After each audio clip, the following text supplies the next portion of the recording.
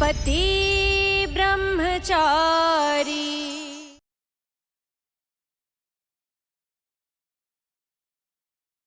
അല്ലെന്നേ ഞാൻ പറയുന്നത് വേണ്ട, ഞാൻ നോക്കിക്കോളാം. ഇതെനിക്ക് ഹാൻഡിൽ ചെയ്യാവുന്നേ ഉള്ളൂ. കൊള്ളാം. എന്റെ ഭഗവാനെ, ഞാൻ തോറ്റു. എപ്പ നോക്കിയാലും രണ്ടുപേരും അടയും ശർക്കരയും പോലെ ഇരിക്കുക. എപ്പോഴെങ്കിലും ഒന്ന് വെവ്വേറെ നടക്ക്. വല്യമ്മയുടെ വിചാരമുണ്ടല്ലോ ഞാൻ ഇവളുടെ പുറകെ കറങ്ങിക്കൊണ്ടിരിക്കുവാണെന്ന്. ഞാനാണെങ്കിൽ ഈ സാധനത്തിന് എങ്ങനെ പറഞ്ഞയക്കാന്ന് നോക്കിയിരിക്കുക. 42 മണിക്കൂർ കൂടി ഉണ്ട്. പിന്നെ നമ്മൾ ഒരിക്കലും ഒരുമിച്ചുണ്ടാവില്ല. 42 മണിക്കൂർ. ഈ ടൈഗറെ റൈഡറായിട്ട് എങ്ങോട്ടാ പോകുന്നേ?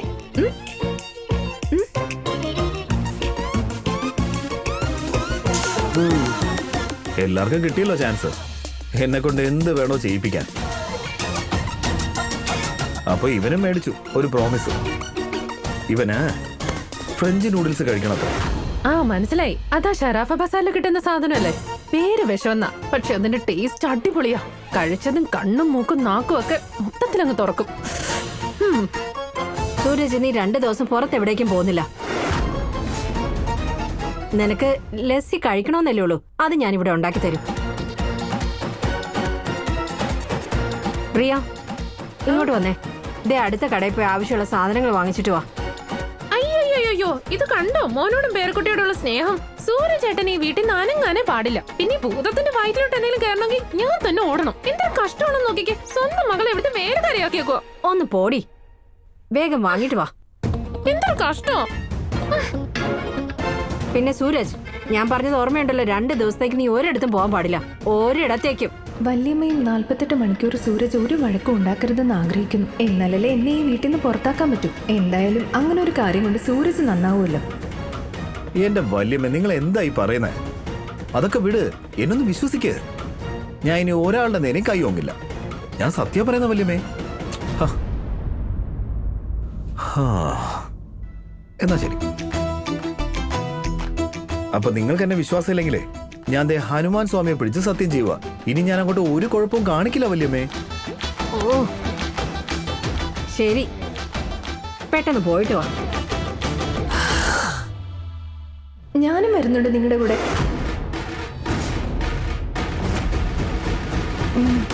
എനിക്ക് നിങ്ങളെ വിശ്വാസമില്ല. ചിലപ്പോ വഴക്കോ വക്കാണോ ഉണ്ടാക്കിയിട്ട് ഇവിടെ വന്ന് കള്ളം പറഞ്ഞാലോ?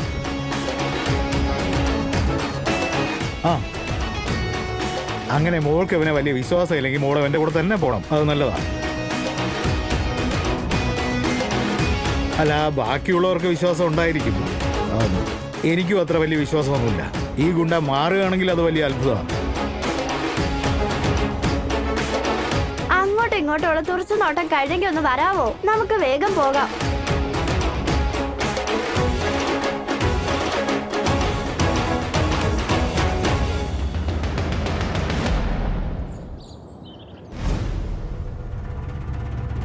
സൂരജിനെയും സരളാന്റെയും ഒക്കെ നിനക്ക് എങ്ങനെ അറിയാം? സൂരജേട്ടൻ എന്റെ ചേട്ടനും സരളാന്റി എന്റെ വല്യമ്മയോ? പ്ലീസ് ഈ കാര്യം ആരോടും പറയല്ലേ. ചിലപ്പോ എന്റെ ജോലി പോവും. അതുകൊണ്ടാ. പ്ലീസ്. നീ എന്തിന് ഇത്രയും വലിയ കാര്യം ഒളിപ്പിച്ചത് കാവ്യ? നിവർത്തികേട് കൊണ്ട് പറ്റിയതാ. എനിക്കൊരു ജോലി അത്രയ്ക്ക് അത്യാവശ്യമായിരുന്നു. പ്ലീസ്, അദ്ദേഹം മറ്റു പറഞ്ഞാൽ എന്നെ ഇവിടുന്ന് എന്തായാലും പറഞ്ഞേക്കും. പ്ലീസ്. ശരി, ഞാൻ ആരോടും ഒന്നും പറയാൻ പോകുന്നില്ല. പക്ഷേ ഒരു കണ്ടീഷൻ ഉണ്ട്. സാറേ. അതെ, കണ്ടീഷൻ.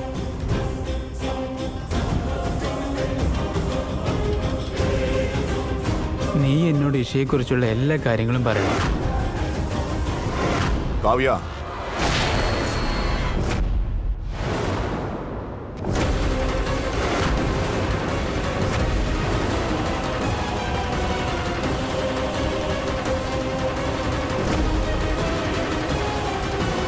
സംസാരം കുറച്ച് തെറാപ്പിയിൽ കൂടുതൽ ശ്രദ്ധ കൊടുക്കുക.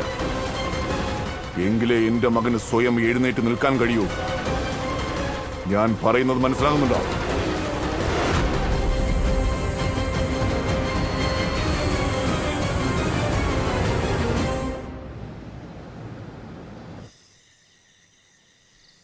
ലസ്സി ഒന്ന് കഴിച്ചു നോക്കൂ. പിന്നെ വേറെ ഏത് ഫുഡ് കിട്ടിയാലും നമുക്ക് കഴിക്കാൻ തോന്നില്ല. ദേ വെറുതെ ഒരു പ്ലേറ്റ് വേസ്റ്റ് ആക്കല്ലേ. കഴിക്കേ.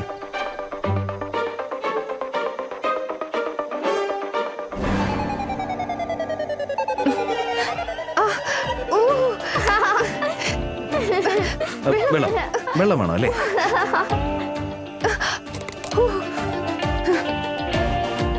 ഇതൊന്നും നടക്കുന്ന കാര്യമല്ല. ഇത്തരം ഭക്ഷണമൊന്നും നിങ്ങൾക്ക് ശരിയാവില്ല. കണ്ടില്ലേ? ചിറ്റമ്മ, എന്റെ അച്ഛൻ എപ്പോഴും പറയുന്നത് എന്താണെന്നറിയോ? ഈ മുളക് നന്നായിട്ട് കഴിക്കുന്നവരൊക്കെ നല്ല സ്ട്രോങ് ആവുന്നാ. ചിറ്റമ്മയ്ക്ക് സ്ട്രോങ് ആവാൻ ആഗ്രഹം ഉണ്ടെന്നാ ഞാൻ കരുതിയേ. പക്ഷെ ഇത്ര മുളക് പോലും ചിറ്റമ്മയ്ക്ക് കഴിക്കാൻ പറ്റിയില്ലല്ലോ. എന്ത് ചെയ്യാനാ? കൊട്ടാരത്തിൽ വളർന്ന രാജകീയ ഭക്ഷണമൊക്കെ കഴിച്ചവർക്ക് ഇതൊക്കെ എങ്ങനെ ശരിയാവാനാണ്? നീ എന്തായി പറയുന്നത്? മുളക് ഉണ്ടായിക്കോട്ടെ, എന്നാലും ഞാൻ കഴിക്കും. എന്തായാലും എനിക്ക് 41 മണിക്കൂറല്ലേ ഉള്ളൂ. അതിനുശേഷം ജീവിതത്തിൽ തന്നെ ഇത്ര എരിവുള്ളൊരു സാധനം കഴിക്കാൻ പറ്റിയില്ലെങ്കിൽ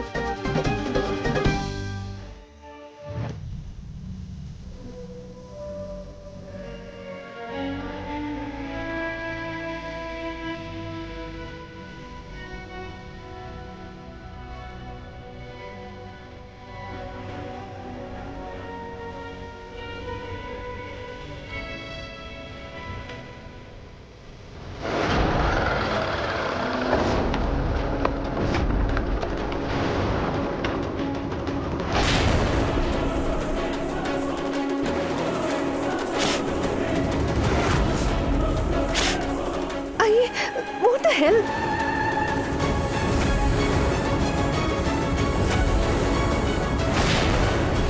ഇതെന്ത് മര്യാദകേടാ? ആരെങ്കിലും ഭക്ഷണത്തിൽ തുപ്പാറുണ്ടോ?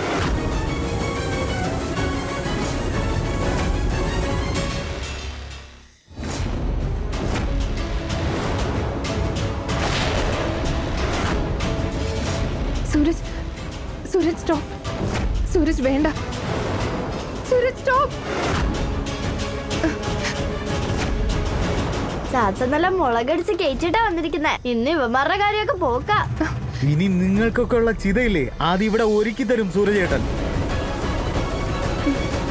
അരുത്, ഇപ്പൊ വെറും 8 മണിക്കൂറേ ആയിട്ടുള്ളൂ.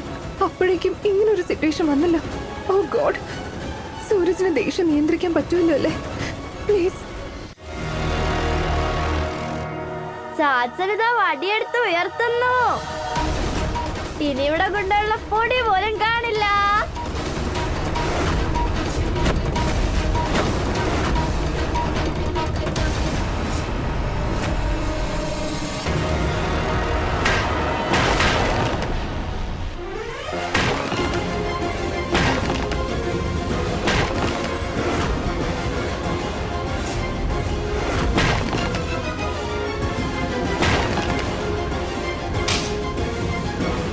മുഖം നിനക്ക് ഒരിക്കലും കാണേണ്ടി വരില്ല. പക്ഷെ ഒരു കണ്ടീഷൻ ഉണ്ട്.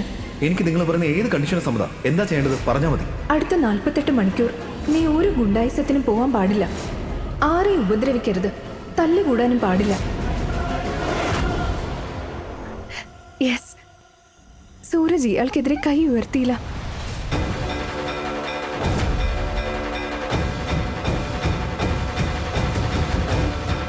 സൂരജേട്ടൻ ചേട്ടത്തേക്ക് വാക്ക് കൊടുത്തില്ലായിരുന്നെങ്കിലുണ്ടല്ലോ ഇപ്പൊ കയ്യും കാലും ഒക്കെ ഒടിഞ്ഞ് കിടന്നേനെ നീയൊക്കെ. എടാ, ബ്രഹ്മചാരിക്ക് ഭാര്യ ഒരു ബാധ്യത എന്ന് തുറന്നു പറഞ്ഞേക്ക്.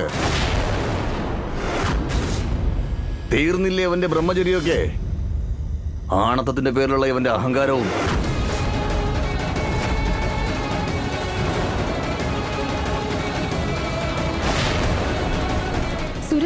സൂരജ് ഇവര് പറയുന്നൊന്നും കേൾക്കണ്ട, ഇങ്ങോട്ട് വന്നേ. ചെല്ലടാ അച്ചിക്കോന്ത.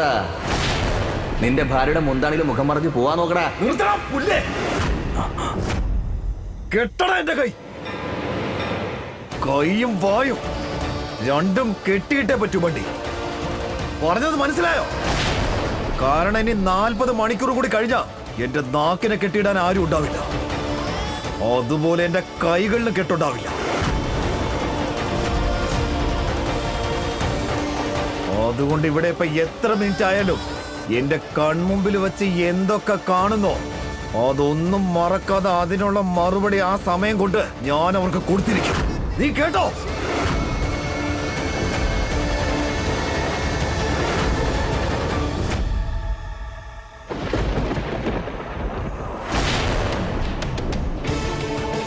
ഇഷ മാഡത്തിന് സാറിന്റെ അടുത്തേക്ക് തിരിച്ച് പറഞ്ഞയക്കാൻ എനിക്ക് എന്നെ തന്നെ തടഞ്ഞു നിർത്തിയേ പറ്റൂ. അത് ശരി. അപ്പൊ ഞാൻ ഇവിടുന്ന് പോവാൻ വേണ്ടി നീ ഏതറ്റം വരെയും പോവല്ലേ? നീ ദേഷ്യം നിയന്ത്രിക്കുന്നത് വാക്ക് തന്നതുകൊണ്ടല്ല, എന്നെ പറഞ്ഞേക്കാൻ വേണ്ടിയാ. കഴിയുന്നത്ര വേഗം നിന്റെ വീട്ടിലുള്ള എന്റെ സാന്നിധ്യം ഒഴിവാക്കാനും.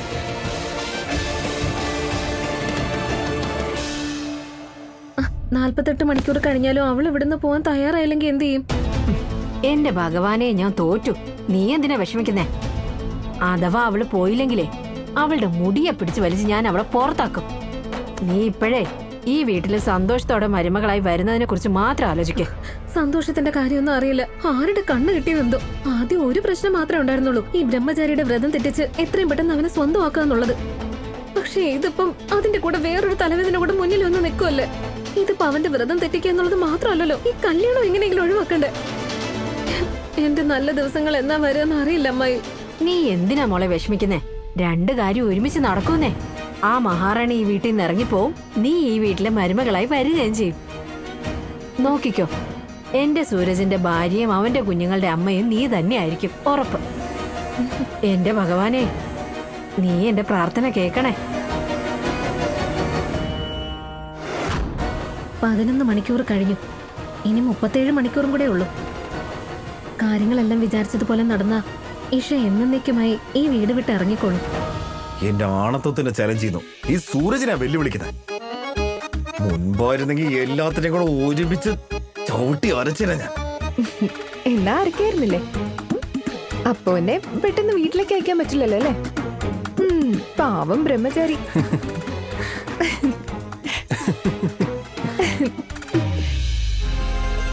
അല്ല, നിങ്ങള് എന്നെ കളിയാക്കി ചിരിക്കുവാണോ? അല്ല അല്ല, എനിക്കങ്ങനെ തോന്നി. അങ്ങനൊന്നുമില്ല. എടാ, കളിക്കാൻ വരുന്നോ? ആ, ഞാനുണ്ട്.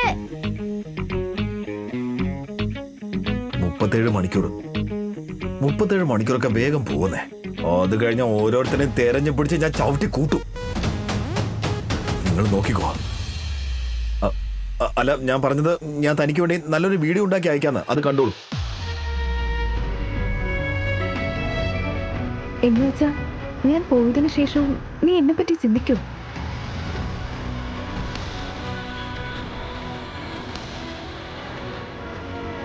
സൂരജ്, സത്യമേ പറയാവൂ, ഞാൻ പോയതിനു ശേഷം നീ എന്നെ ഓർക്കും.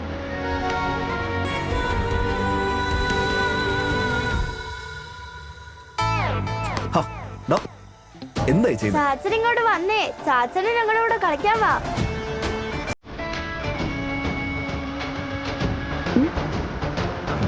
ശരി, വാ.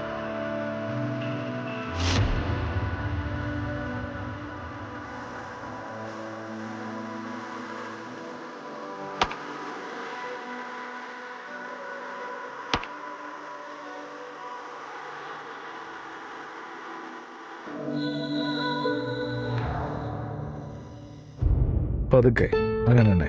ആ, ഗുഡ് ഗുഡ്. കുറച്ചുകൂടെ മുകളിലോട്ട്, കുറച്ചുകൂടെ ട്രൈ ചെയ്ത്, കുറച്ചുകൂടെ. Very good. പതുക്കെ വെച്ചോ. ഓക്കെ, മുമ്പത്തെക്കാളും നല്ല ഇമ്പ്രൂവ്മെന്റ് ഉണ്ട്.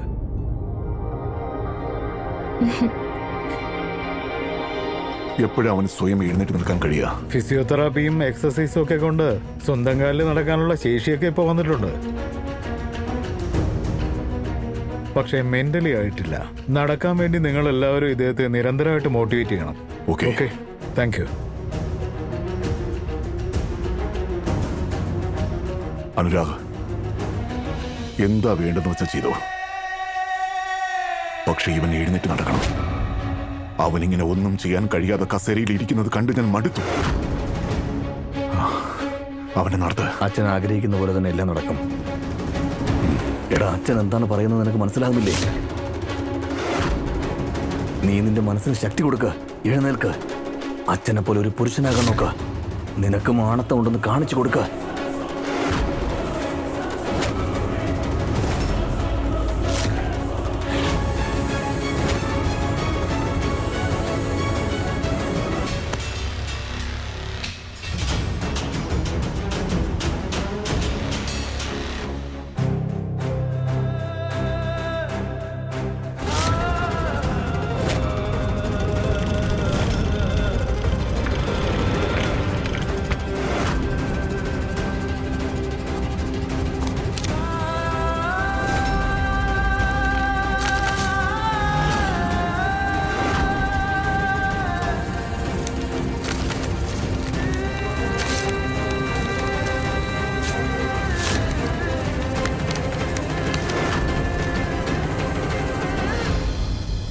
എന്താ?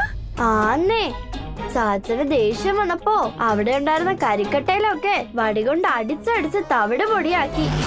എന്നിട്ടും ഗുണ്ടകളുടെ നേർക്ക് കൈയൊന്നും പൊക്കിയതേ ഇല്ല. അതിന് പകരം സ്വന്തം കൈ കെട്ടാനാ പറഞ്ഞത്. ആണോ? സത്യമാണോ മോളെ? അതെ അച്ഛാ, സൂരജ് ശരിക്കും അവന്റെ വാക്ക് പാലിക്കുന്നുണ്ട്. 14 മണിക്കൂറായിട്ടും അവൻ ആരോടും വഴക്കുണ്ടാക്കുകയോ ആരെയും തല്ലിയിട്ടോ ഇല്ല. കൊള്ളാലോ. ഈ വഴിക്ക് അവൻ നന്നായ ശരിക്കും അതൊരു അത്ഭുതമായിരിക്കും മോളെ. പടിഞ്ഞാറോട്ട് വഴിതെറ്റിപ്പോയ സൂര്യൻ കിഴക്കോട്ട് തന്നെ വന്നോളും. പക്ഷേ ഇതൊക്കെ സംഭവിച്ചതിന് ശേഷവും മോള് ശരിക്കും ഇവിടെ നിന്ന് പോവുമോ?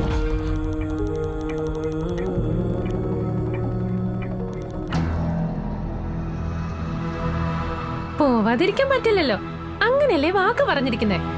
നന്നായി. ഈ വീടിന്റെ ഭാഗ്യമായിരിക്കും അത്. പക്ഷെ കൂടെ എന്റെ ഭാഗ്യം പോകുമല്ലോ. അവളുടെ ചേട്ടത്തിയുടെ കയ്യിൽ നിന്ന് ഇനി സമ്പാദിക്കാന്ന് കരുതിയതായിരുന്നു. ആ മോഹമൊക്കെ വെള്ളത്തിലായി പോയല്ലോ. എങ്ങനെയെങ്കിലും അവള് വീട്ടിൽ ജയിച്ചാ മതിയായിരുന്നു. അല്ലെങ്കിൽ എന്റെ കാര്യം പോക്കാം. അവള് പോയി കഴിഞ്ഞാൽ പിന്നെ 5 പൈസ കിട്ടില്ല.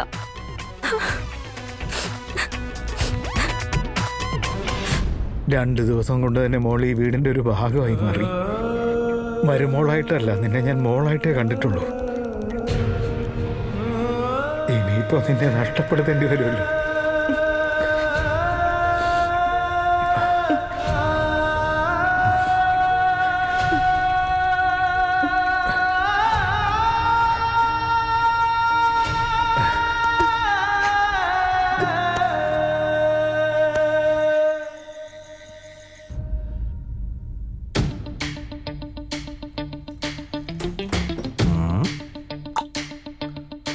അങ്ങനെ ഇന്നത്തെ ഒരു ദിവസം കഴിച്ചു. ഇനി കുറച്ച് മണിക്കൂറുകൾ കൂടി.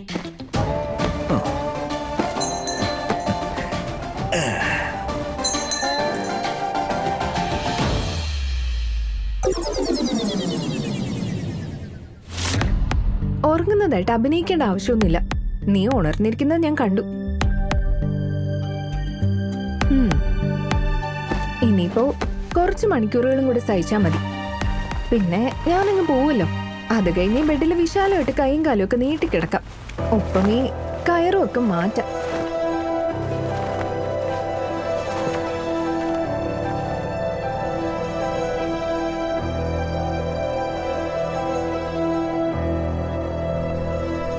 ഞാൻ നിന്നോടൊരു കാര്യം ചോദിച്ചിരുന്നു. എന്ത്? ഞാൻ പോയതിനു ശേഷം നീ എന്നെ ഓർക്കോ അതോ എല്ലാ രീതിയിലും എന്നെ മറക്കോ?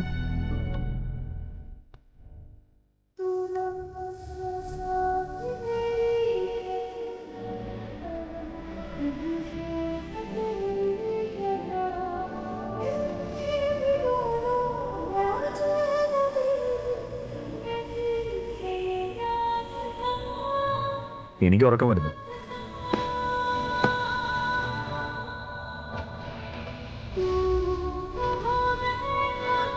ഓർക്കൊന്നും പറഞ്ഞില്ല, ഓർക്കില്ലെന്നും പറഞ്ഞില്ല.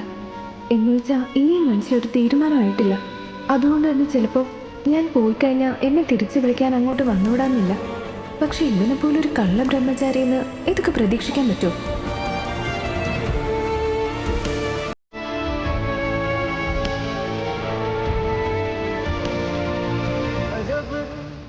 നമ്മൾ ഒരുമിച്ച് ജീവിക്കാൻ വേണ്ടി ജനിച്ചവരല്ല ഇഷ്ടം മേഡം. നിങ്ങൾ ഇവിടുന്ന് പോകുന്നതാണ് നമുക്ക് എല്ലാവർക്കും നല്ലത്.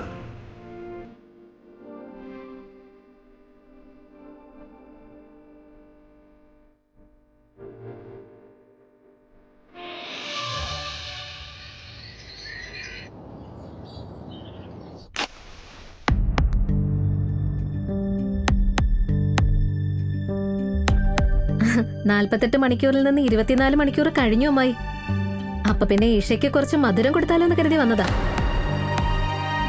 അല്ലെങ്കിലും അങ്ങനെ ചില ചടങ്ങുകളൊക്കെ ഉണ്ട്. വീട് വിട്ട് ഇറങ്ങി പോകുമ്പോ മധുരം കൊടുത്തിട്ടാ വിടുക. എന്തായാലും ഇന്ന് ഇവളുടെ അവസാന ദിവസമല്ലേ, അപ്പൊ മധുരം കൊടുക്കല്ലേ വേണ്ടത്. കൊടുത്തോ കൊടുത്തോ, മധുരം നന്നായി കൊടുത്തോ. എന്റെ ഭഗവാനേ.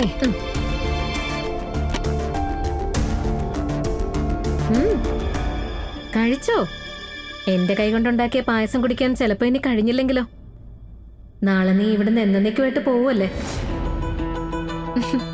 സത്യം പറഞ്ഞാ താങ്ക് യു, സൂരജിന്റെ പുറകിൽ നിന്ന് പോകുന്നതിന്.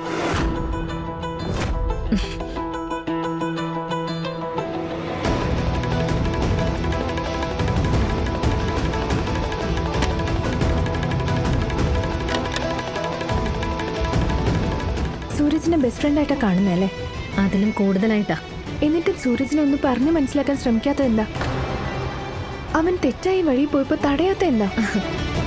കാരണം സൂരജ് എന്തൊക്കെ തെറ്റ് ചെയ്താലും അതൊന്നും ഒരു തെറ്റായിട്ട് എനിക്ക് തോന്നിയിട്ടില്ല. ഇനിയിപ്പോ നാളെ അവൻ ആരെങ്കിലും കൊന്നിട്ട് വന്നാലും ശവം ഒളിപ്പിക്കാൻ പോലും ഞാൻ അവന് കൂട്ടു നിൽക്കുകയുള്ളൂ.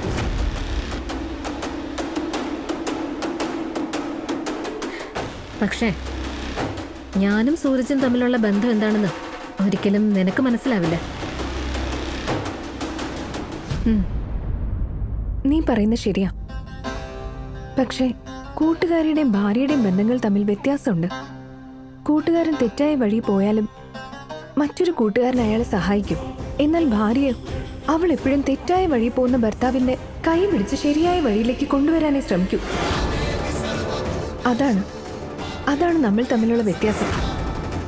നീ സൂരജിന്റെ കൂട്ടുകാരിയാണ്, ഞാൻ അദ്ദേഹത്തിന്റെ ഭാര്യയും.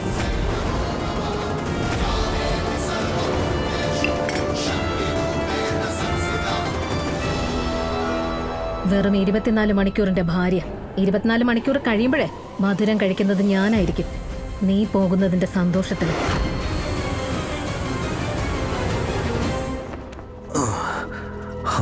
ഇനി കുറച്ച് മണിക്കൂറുകൾ കൂടി, അപ്പോഴേക്കും എനിക്ക് എന്നെ തന്നെ മാക്സിമം ക്ഷീണിപ്പിക്കണം. അപ്പൊ വേറെ ആരോടും തർക്കി ചിന്തിക്കാനുള്ള ശേഷി എനിക്കുണ്ടാവില്ലല്ലോ.